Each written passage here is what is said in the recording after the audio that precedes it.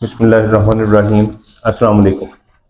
Easy homeopathy में हमारा आज का टॉपिक है हेयर इम्प्रूव। तो इम्प्रूव हेयरिंग यानी सुनने की सलाहियत को इम्प्रूव करना। सबसे पहले हमें ये जानने की ज़रूरत है कि ये सुनने की सलाहियत जो है ये डिस्टर्ब क्यों होती है। सुनने की सलाहियत जो है ये आम तौर पर 45 की एज के बाद लोगों की मुतासर होती है और उसके जो सबसे बड़ा जो फैक्टर होता है उसका वो एज फैक्टर होता है। जैसे जैसे एज बढ़ती है वैसे वैसे ही सुनने की सलाहियत जो है इसमें फ़र्क पड़ता जाता है। और सम टाइम ऐसा होता है कि छोटे बच्चों के साथ या किसी नौजवान के साथ भी ऐसा हो सकता है कि कोई एक्सीडेंट की सूरत में कोई हादसा हो जाए ऐसा जिससे उसकी जो है ये कान की जो नर्व है वो डैमेज हो जाए, तो उस सूरत में भी ये प्रॉब्लम आ सकता है। और तीसरी वजह जो हो सकती है वो इस तरह से है कि कुछ लोगों के साथ ये प्रॉब्लम होता है कि उनको नज़ला उनका केरा बहुत ज़्यादा गिरता है और उस केरे का जो रूट है वो गलती से जो नोजी के थ्रू नेजल के थ्रू आने की बजाय वो कान की तरफ चला जाता है। यहाँ से यहाँ पे प्रॉब्लम आते हैं और ये उनको जो है ये फिर मसाइल का सामना करना पड़ता है।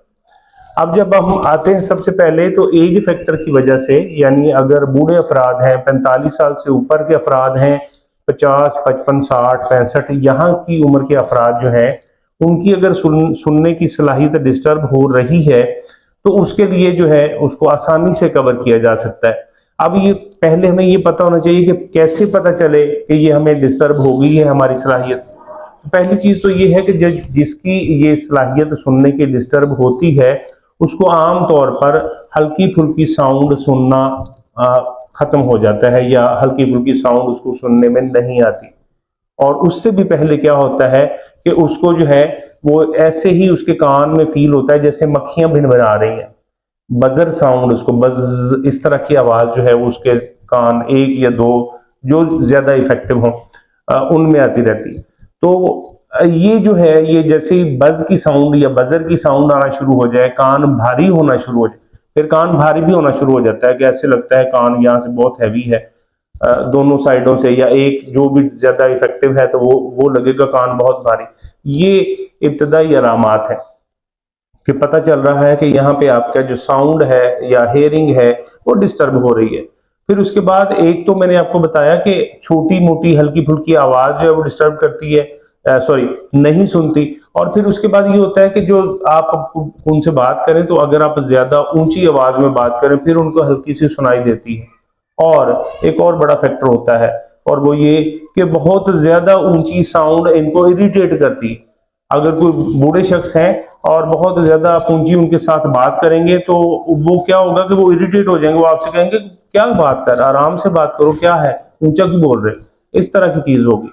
या यूं कह लें जैसे मिसाल के तौर पर जैसे फाइटर त्यारा जो है वो घर के ऊपर से गुजरे गुजरे उसकी तेज चीखदार सी साउंड आती है, वो अगर आ जाएगी तो वो डिस्टर्ब हो जाएंगे, इरिटेट हो जाएंगे कि क्या बदतमीजी है, ये ऐसे है वैसे है वगैरह वगैरह।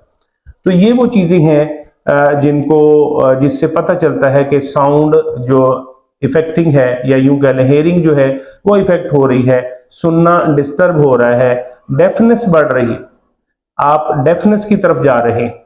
तो एज फैक्टर है या कोई और भी वजह है तो इस तरह की साउंड इस तरह के मसाइल की सूरत में आपको होम्योपैथी एक ही मेडिसिन देती है, बहुत स्ट्रॉन्ग मेडिसिन है इस हवाले से, और उस मेडिसिन का नाम है कास्टिकम।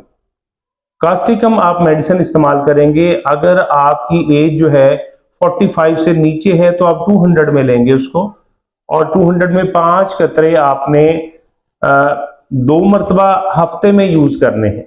5 कतरे 1/4 गिलास पानी के साथ 2 मरतबा वीक में आपने यूज करने हैं, 2 दिन के वक्फे के साथ आप यूज करेंगे। और इसको आपने लगातार इस्तेमाल करना है कि लंबे अरसे तक, ठीक है। और इसके बाद दूसरी जो सूरत है, दूसरी जो कैटेगरी है कि वो अफराद जिनकी उम्र 45-50 से ऊपर है, 60 65 70 75 ज्यादा बूढ़े अफराद हैं, तो उनके लिए मेडिसिन कास्टिकम ही होगी, लेकिन हम पोटेंसी पे बढ़ जाएंगे, पोटेंसी बढ़ा लेंगे और वो होगी 1 एम। हम 1 एम की पोटेंसी में जाएंगे उनके लिए, और उनके लिए बेहतर है कि वैसे तो 1 एम की पोटेंसी आम तौर पर ये जो है ये दी जाती है कोई यूं कह लें कि एक ही बार दी गई और उसके बाद 15 दिन महीने के बाद एक बार फिर दोबारा दी जाएगी। लेकिन ऐसी सूरत हाल में हम 1 mg की पोटेंशियल उनको देंगे और इसी तरह से वीकली एक बार उनको सजेस्ट कर देते हैं कि वीकली एक बार आपने 5 कतरे 1/4 गिलास पानी में डालने हैं और उनको ले लेना है, और फिर अगले वीक में डे सेम रख लें ताकि गैप जो है वो आपका डिस्टर्ब ना हो। यानी एक दिन आपने फ्राइडे को लिए हैं एक वीक में, तो अगले वीक भी आप फ्राइडे को ही लें। ये ना हो कि अगले वीक में आप फ्राइडे से पहले ले लें फिर उससे अगले वीक में फ्राइडे के बाद ले लें, इस तरह से नहीं। जो डे आपने रख लिया उसी डे को फिक्स कर लें और उससे लेते जाएं। एक चीज आपको क्लियर कर दूं, ये काम इतनी जल्दी होने वाला नहीं है। डेफनेस जो है with the passage of time increasing problem है, इंक्रीजिंग प्रॉब्लम है। एक बार नहीं, अचानक नहीं डेफ हो जाता बंदा, एक बार नहीं होता, आहिस्ता आहिस्ता आहिस्ता ये काम होता है। जिस आहिस्ता आहिस्ता स्पीड के साथ ये होता है, ये उसी आहिस्ता आहिस्ता स्पीड के साथ वापस जाएगा। और इसमें आपको 6 महीने भी लग सकते हैं, इसमें आपको साल भी लग सकता है। आपने सबसे पहले तो ये चेक करना है कि महीना 1.5 महीना मेडिसिन को लें, चेक करें। अगर आपको अपने प्रॉब्लम में कुछ आपको बेहतरी नजर आए, परसेंटेज वाइज हम देख लेते हैं। आप फर्ज करें आपको लगे कि कोई आपने मेडिसिन ली और उसमें 5% बेहतरी आ गई, तो इसका मतलब है मेडिसिन काम कर रही है और इसको कंटिन्यू रखें, ये चलाते जाएं और फिर 4-6 महीने के बाद 8 महीने के बाद एक टाइम आएगा कि आपको लगेगा कि आपकी साउंड जो है इतनी इंप्रूव कर गई कि अब आपको मजीद जरूरत नहीं है, फिर आप छोड़ सकते हैं इसे। अच्छा, दूसरी जो कैटेगरी है या दूसरी टाइप जो है जिसमें मैंने आपको बताया कि नज़ले केरे का प्रॉब्लम होता है और वो नोजी के थ्रू आने के बजाय वो आपके कान की तरफ उसका रूट बन जाता है, वो कान के जरिए से आपका रेशा बहना शुरू कर देता है। कान से जब रेशा बहता है तो कान के अंदर जो एक बारीक हड्डी होती है जिसे आमतौर पर पर्दा भी कहा जाता है, तो हड्डी जो होती है उसकी नरम हड्डी वो डैमेज हो जाती है। अगर ऐसी सूरत हाल है कि कान की हड्डी आपकी डैमेज हो गई है, खराब हो गई है और उसकी वजह से आपको प्रॉब्लम आ रहा है, तो फिर एक और बड़ी अच्छी मेडिसिन है इस हवाले से और उसका नाम है चीनोपोडियम। चीनोपोडियम आपने इस्तेमाल करनी है, लेकिन ये आपने कम पोटेंसी में लेनी है, 30 में हम लेंगे। चीनोपोडियम को आपने 30 में लेना है और इसके 5 कतरे सुबह, 5 कतरे शाम, 1/4 गिलास पानी के साथ आपने लेने हैं। अगर आप डेफनेस का प्रॉब्लम आपका आ रहा है रेशे की वजह से, तो आप इस तरफ जाएंगे। और अगर आप रेशे का प्रॉब्लम भी है और आप उम्र सीधा फर्द भी हैं, तो फिर उस सूरत में आपको जाना चाहिए दोनों दवाइयों पे। एक आप मॉर्निंग के टाइम पे जो है कास्टिकम को यूज करेंगे और सेकंड टाइम पे जो है वो आप इसके साथ चीनोपोडियम को इस्तेमाल करेंगे। और जैसा कि मैंने पहले बताया, ये आपको कुछ अरसा इस्तेमाल करनी होगी। कुछ अरसा इस्तेमाल करेंगे तो आप देखेंगे कि आप यकीनन पहले से काफी इंप्रूव हो चुके हैं। अगली वीडियो में किसी नए मसले के साथ, चंद नई अलामात के साथ आपकी खिदमत में हाजिर होऊंगा। तब तक के लिए इजाजत दीजिए।